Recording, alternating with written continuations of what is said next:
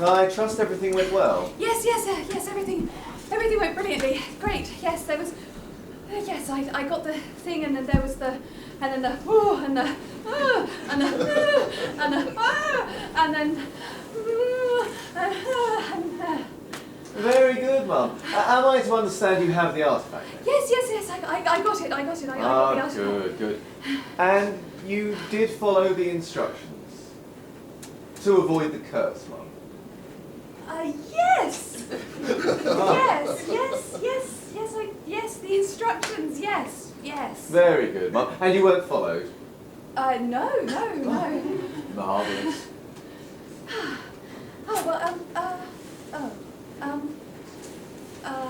Because if you hadn't followed the instructions, Mum, it is a very, very nasty curse. So I'm rather glad that it didn't take effect on you.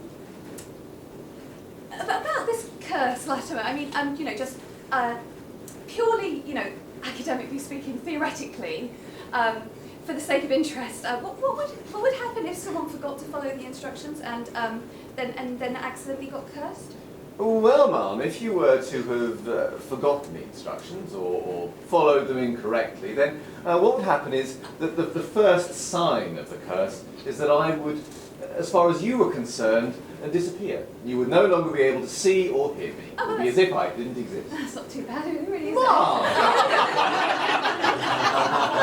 No offence, it's not like I'm going to sprout another head or anything like Well, no, Mum, but that would only be the beginning of the curse. After that, it would spread until eventually you would not be able to see or hear any other person in the entire world. It would be as if you were alone.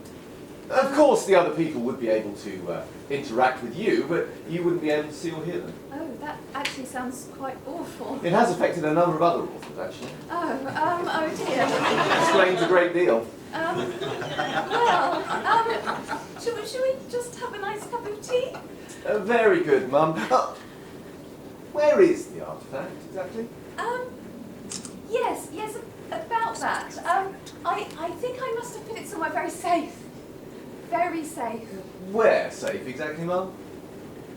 I don't remember that detail at this moment, but I'm sure it'll come back to me at some point. Are we, academically speaking, Mum, suggesting that you may have misplaced the artifact? I may have misplaced the very important critical magical artifact, yes. Very good, Mum. I will see if I can locate it. This is rather dangerous.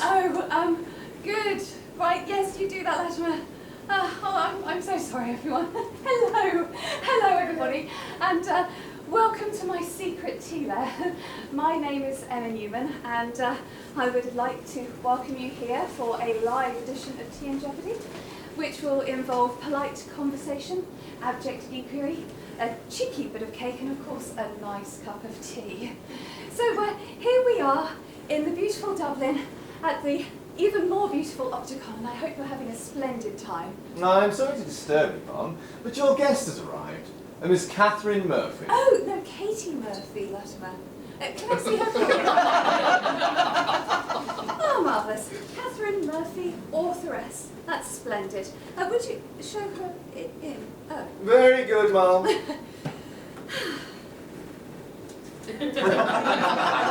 Well, for those of you who don't know, Catherine Murphy writes under the name of C.E. Murphy, and I'm sure that most of the people in the room already know this.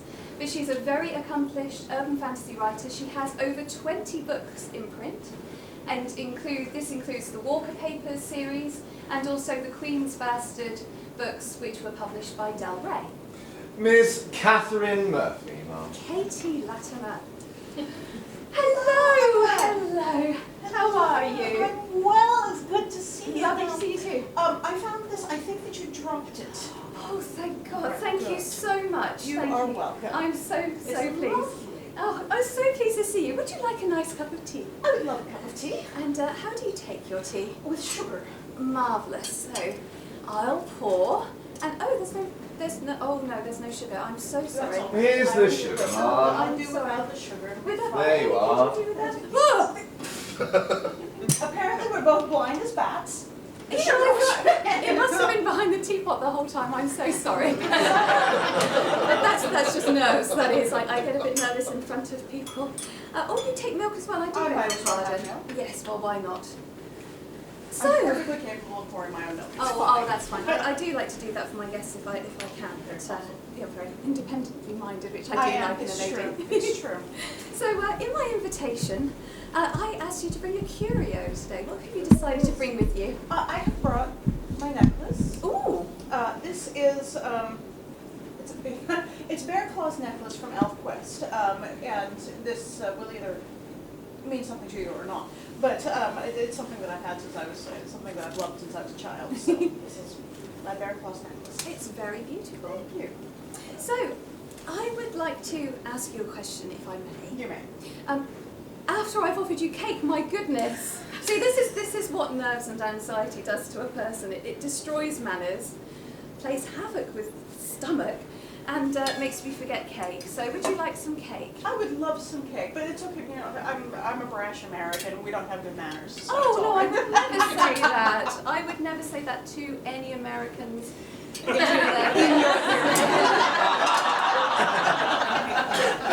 I love them all. No. So, you were born and raised in Alaska, I was. I understand. Yes, And now you live in Ireland. I do. I lived here. I moved here 10 years ago. So in fact, 10 years ago next month. Oh, marvellous. Yes. I was wondering what you like about living in Ireland as opposed to back home. The music scene, the Oh. convention scene, neither of which are available in Alaska. Nobody goes to Alaska. It's too far away for anybody to. It really is. It's too far away, and there's not enough people for them to make any money. So nobody ever goes to Alaska for anything. Excellent. So you have to go somewhere else. And in the wintertime, it's dark all the time, and it snows a lot. And I can see why you moved. actually, do you know that I thought that it would be better to have rain, and I'm wrong. Snow is better. as it turns out, because the rain is just dark. It's just dark and gray and dreary, and snow at least reflects what light there is, so it's much brighter for the few hours that we have it. So yeah, I could have some fun in some form of social media, and I kind of keep notes on who asks, and so I try to send kind of random fudge to people. Oh, it's to send them fudge. It's not to send out hits on them or anything. No, not Oh, usually. you're Hardly lovely. ever. There are a couple that I am inclined to send out hits on, but I've stayed strong so far. So far. And anyway, so last year or the year before, I can't even remember now. I ran. People kept asking, "How can we get some of your fudge? How can we get some of your fudge?" So I actually ran an Indiegogo campaign for the people who buy fudge, and so they bought loads and loads and loads of fudge. And loads. Loads of fudge. I think I probably made between 40 and 50 kilos of fudge. Oh my life! It was a huge amount of fudge. It took a month. Wow. And my hand hurt so much from stirring all of that fudge. But it was good. And it was a lot of fun in a sort of twisted, bizarre way. And I sent fudge literally all over the world. Went from Alaska to Australia, so it was just everywhere. So this is very, very, very special fudge. Now, my question to you is, which supernatural entity did you sell your soul to get the recipe for this fudge? Craft foods? Craft foods. Is that a demon? Yes, I'm pretty sure it is. I'm pretty sure. No, seriously, it's the recipe on the back of a jar of marshmallow fluff. And you're just really, really, really good at making Yes. it. And there was no kind of demonic pact involved in any way. Not actually. There actually was not. I'm just really good at making fudge. When I was about 14, the first time I made a batch of fudge, my mom had a piece and she said, "Well, all right, I'm done with this." She wasn't going to make any more after that because okay, why have dogs and bark yourself? And so she does still make fudge and she makes excellent fudge. But my first batch turned out perfectly, and most of them since have also turned out perfectly. So yeah. So if you want to keep the reason to that to yourself, I perfectly understand. I perfectly understand. Now, it probably isn't fudge, but I was wondering if you had to eat one food non-stop for 24 hours to save the world, what would it be? Well, it wouldn't be fudge, because fudge is too rich. Yeah. Let's see. Possibly something, well, I don't know, something neutral like Rice Krispies or something. But at least, I mean, I could drink milk for 24 hours straight. Would that count? Oh. I love milk. I really, yeah, really okay, love yeah, milk. yeah. But that's not proper food. You might only like save half of the world if you drank Right, milk. right, yeah. So don't get to pick and choose which half. Just wanted to check. Yes, I think you should. Yeah, I think it'd have to be something quite neutral and light, like Rice Krispies or some other light cereal that you can theoretically eat for 24 hours. And that you would never ever want to eat again. Yeah. Because let's face it, Yeah. you would not even want to look at them. No, after a month of making fudge, I didn't even want to look at fudge again for some time, which is pretty incredible for me. I really like fudge. So. But you write under the name C.E. Murphy. I do. Now, Latimer was a little bit confused about this. He wondered what CE stands for, and he is convinced that it is Cat Exterminator Murphy. Now, I have told I'm him very it's not. fond of cats. It would not be Cat No, it would not Exterminator. be. So what does the CE stand for It exactly? stands for Catherine Eileen, which is my full name. But when I started writing, when I started publishing, I don't particularly like being called Catherine. And people tend to call you what is on the cover of a book. And so I didn't want Catherine on the cover of a book because I would never be able to get people to stop calling me that. And I never thought Katie looked grown up enough to put on the cover of a grown up book. So a friend of mine eventually suggested I write under CE, and I thought, genius! So I went and I registered a domain name. And then I sold the book. Because there's nothing like putting the cart before the horse. And then my acquiring editor, she really likes the name Catherine, and she really wanted me to write under Catherine. And I was a new author, and oh my God, I must do what my editor says. Except for fortunately, I had already registered the domain name, and so I could stay strong. And then people started asking me if I was writing under CE because it was gender neutral, and it still astonishes me because it never crossed my mind. But no, that's not why. It was just because I didn't want to be called Catherine.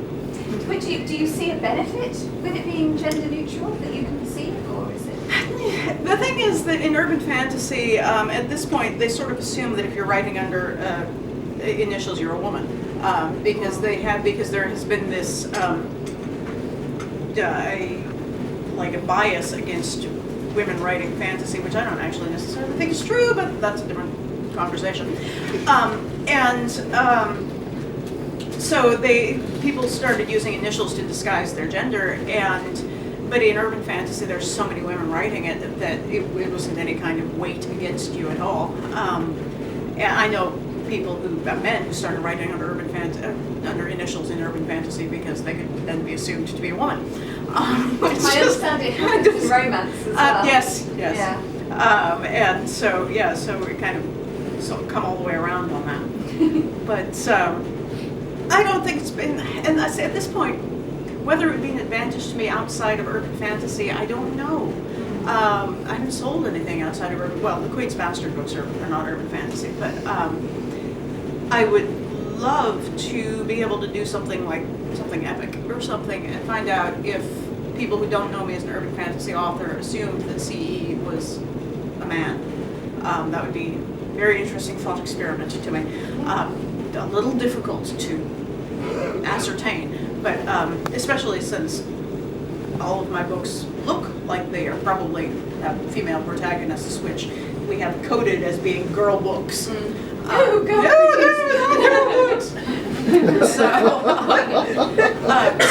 So I don't know if it would be a disadvantage or an advantage outside of urban fantasy. It hasn't done me any harm at all inside of it. So, if you could choose an alternative name that would go with CE, if it could be anything at all, what would you want CE to stand for?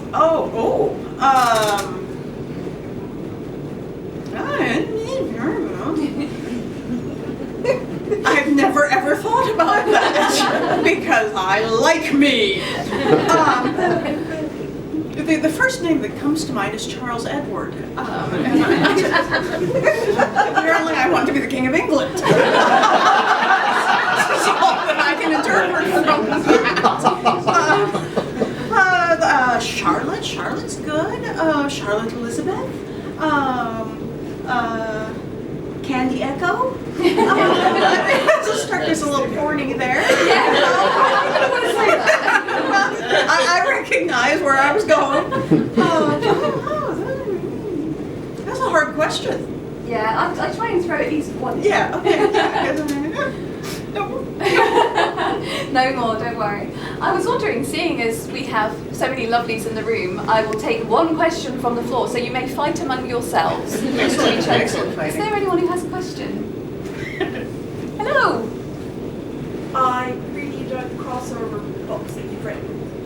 It was wonderful to see books. Two of my favourite authors were two really amazing female protagonists writing what some people consider fanfic.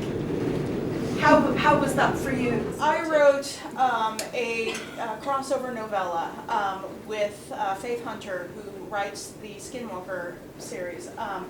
And her heroine, Jane Skinwalker, Jane Yellowrock, is a Cherokee Skinwalker. She's a shape changer. My main character for the Walker Papers is half Cherokee, and she's a shaman. And when I read Faith's first book, the sad truth of the matter is I went totally fangirl on her, and I wrote like the opening scene of a fan fiction crossover story, and I sent it to her, and she said, "Oh, let's do this." And so we did. It took us about a year to write it because we were working on it between other projects, but we did a novella. It's about 30,000 words long. It's called Easy Pickings. And we had such a good time. It was so much fun, and we were planning to do another one next year. We just started negotiating what we're going to do, and it'll be set in Seattle. The first one was set in New Orleans, which is where Jane's character is based out of, and so we're going to move it to Seattle, where Joe is based out of, and so yeah, there will be at least one more. And it will. We're assuming that it will take us another year to write it. So don't expect it in February or anything. But there will be another crossover. So it's such a good time. And it is fan fiction. It is absolutely fan fiction. It's fan fiction by the authors themselves, and that is. And that's how we published it. I mean, that was what we did. Though we were like, this is going to be fun, and and it's been, in terms of marketing, an incredibly clever ploy. Because loads of her readers have gone and read my books now, and loads of my readers have gone and read hers, and so it's, we thought, maybe we'll get some crossover, and it worked, so we've had such a good time with it. This sounds like actually some kind of modern day fairy tale, like an urban myth. Who like, well, I have a friend of a friend of a friend who wrote some fanfic of someone's book and sent it to them. They were like, let's write a book together. Sounds like that, doesn't it? Yeah, I'm so going to write some fanfic for the Scar.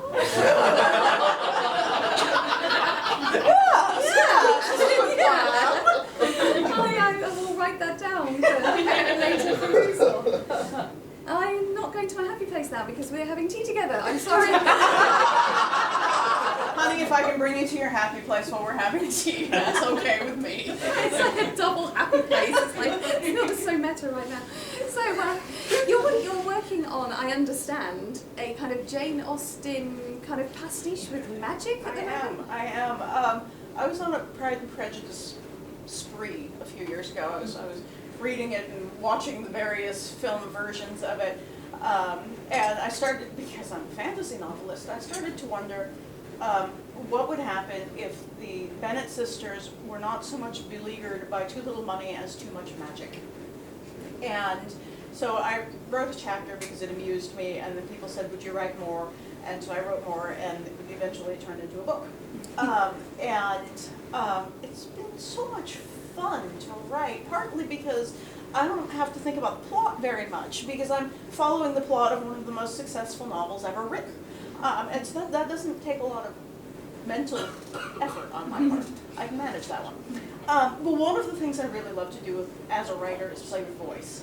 It's a lot of why I write. It's fun for me to try to do different voices, and so trying to write a book in a very Austen style of voice.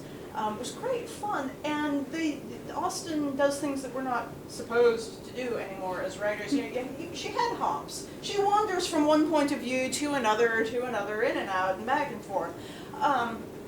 And you're not supposed to do that in modern fiction. And so that was just fun to be able to inside one scene, go from one character's point of view to another one and see their reactions to one another. And it turned out to be one of the longest, the original Pride and Prejudice, so. And yeah, that should be out next month, in fact, so I'm self-publishing that. If it does well, I will do more, because it was a lot of fun to write, and Austin's got this whole library that I can and also, about halfway through it, it's like a four-paragraph exposition that all of a sudden the world opened up to me, and I was like, because this really actually changes a lot. If there is magic in Austen's world, how is that going to affect the rest of the world? And so, for an example, the colonization of America never got past the Ohio River because the Native Americans have magic and they have been using it. And so there's a lot of things like that. The ramifications became so interesting to me that even if I do several more actual straight up one-to-one, Sense and Sensibility and pastiches, there's this whole world there that I also want to be able to go out and explore now. So you kind of see into old history. Yeah. I didn't really mean to go there, but like I said, partway through the book, I was like, wait, no, this changes everything. So yeah, it's been a lot of fun, and I'm looking forward to getting that out into the world. So excellent. And how about Redeemer? Redeemer is my new pet project. Redeemer is an urban fantasy set just post World War II. It is set in Detroit. In fact, the war hasn't finished in the Pacific. It's set. The first book is set in July, and my main character Rosie discovers that she has the power to redeem a demon's soul. She can send them to heaven or whatever version of the afterlife, a happy place that they would not otherwise be able to go to. So it's a little bit Buffy the Vampire Slayer and a little bit Rosie the Riveter and a little bit social commentary on our world today through the lens of 1945 world. And I'm enjoying writing it. It's again, I'm trying to do different things with the voice, and the cover is awesome. And I don't have a picture of the cover with me. I wish I did. But it's it's going to be really cool, I think. I'm really looking forward to it. So that's my current project, what I'm working on right now. Excellent. Could I top up your teacup? You can top up my tea. That would be lovely. And I was wondering, could I have another look at that neck? You absolutely may. Will I take it off for you? Yes. No, maybe. Brilliant, thank you. Maybe I'll take it off. I've been thinking about the sugar bowl, The other Mum, thing and I was about- just wondering if you were feeling all right, and if you did in fact follow the instructions that I've given you before. Yes, heavy. Mum? And then there's this one, Mum. which actually, I had that one made for me when I was in college. No, I'm sorry to ask It this, was Miss such Murphy, a but I may need your fantasy assistance output. to... And then this is the commercial version that I got a few years ago. Miss Murphy? So I'm really, Miss I'm really Murphy? very fond of both of them. But the best bit is when I got this, I only got it a few months ago. Oh. I have a 5-year-old. And when I got it, I put it on, and my son looked at it. I'm and he afraid said, I have some good news and some bad news.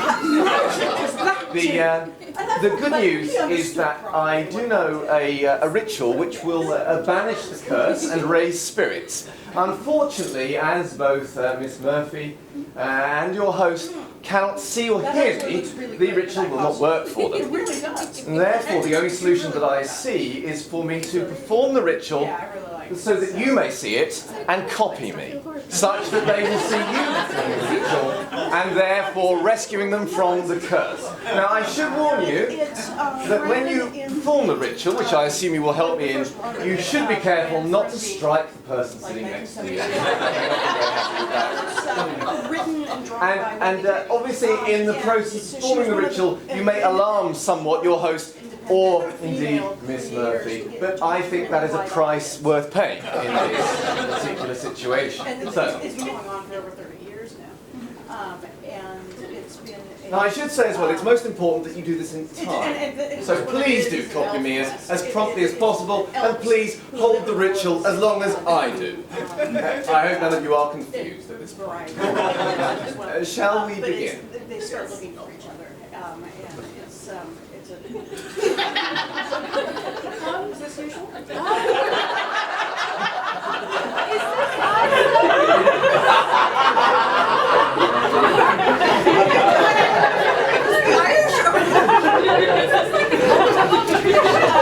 Yes, it might be.